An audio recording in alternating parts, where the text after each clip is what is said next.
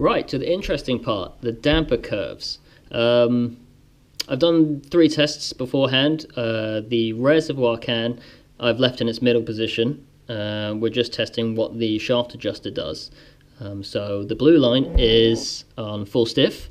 The brown line is in the middle position, so about 15 clicks from stiffest.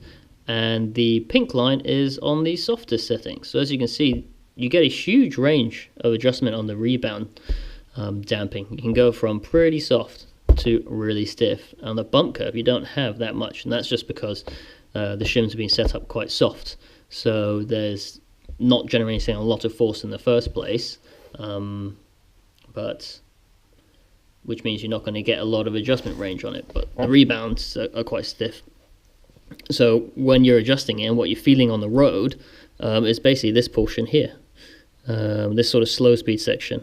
Now on the front damper you've got a motion ratio of like 0.7. I said in the earlier video it was 2:1, but I got it wrong. So to put it backwards, that's again I'm going to need my notes, which I've left on the other table. But anyway, so it's 0.6 or 1.5. Yeah, that's it. 1.5 on the front or 0.6, whichever way you work it.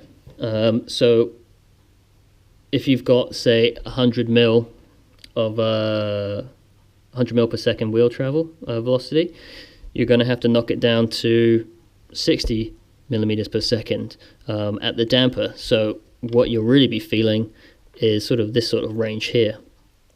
And most oscillations that you feel on the road, you roll between 20 and 40, so you have to drop that down even more for the Integra, and it'll probably be between 15 and 20 and 30 really. So you're down in this range for your roll control. So this is what you feel when you're adjusting it. You've got a lot of rebound, so basically it just stops the car from rolling and pitching. So that's what you're feeling. There's not much of a change in your bump values. There's a bit. But it's not excessively stiff, but there's enough to sort of to feel it, and that's really what you'll be playing with. At no point with the big hits or the high velocity and the shaft speeds are they changing too much of the curve, which doesn't really matter too much. I mean, you know, you strike a curb or hit a big bump, you don't need it really stiff. You want a wheel to get out of the way. So it's doing the right thing within reason. So yeah, great. Damper does sort of what you need it to do, but the interesting part really is the reservoir can. So I'm going to fire up the dyno. I'm going to set it at quite high velocity, because you have to get that shaft moving quite fast to get any sort of response out of the reservoir can. But you shall see quite an interesting thing. So I'll talk loud because the machine's quite loud, and hopefully you can hear me.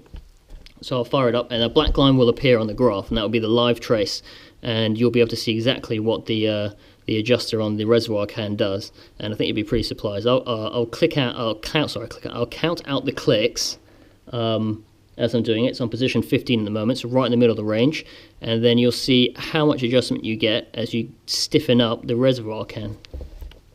Anyway, here we go.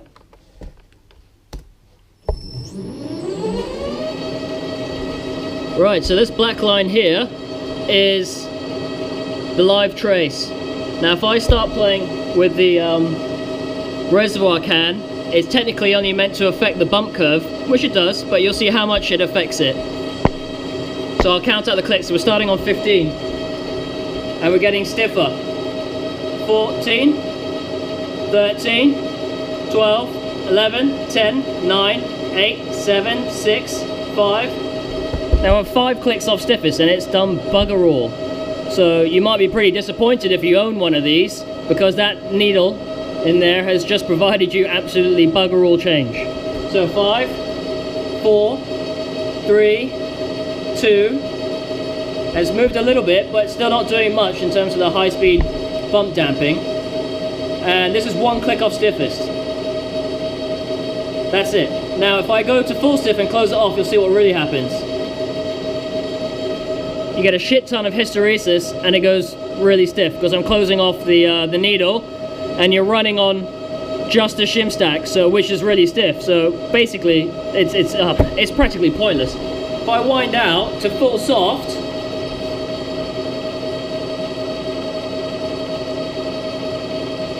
that's position 30, and it's still exactly the same as it was in position 15. So what the point of it is, I don't know. You just paid an extra 500 quid for nothing. Anyway,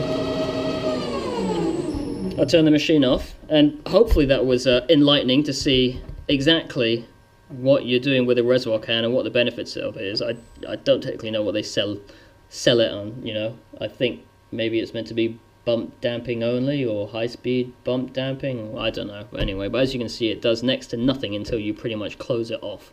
So anyone who's playing with this on the circuit and playing with 2 to 3 clicks either way of something and thinking it's doing anything, well, you're pretty sorely mistaken, and I guess the placebo effect of spending a lot of money on the extra can is kicking in. But yeah, so hopefully that was an more interesting video. I hope to bring you some more ones like this. And yeah, cheers. Thanks for joining in.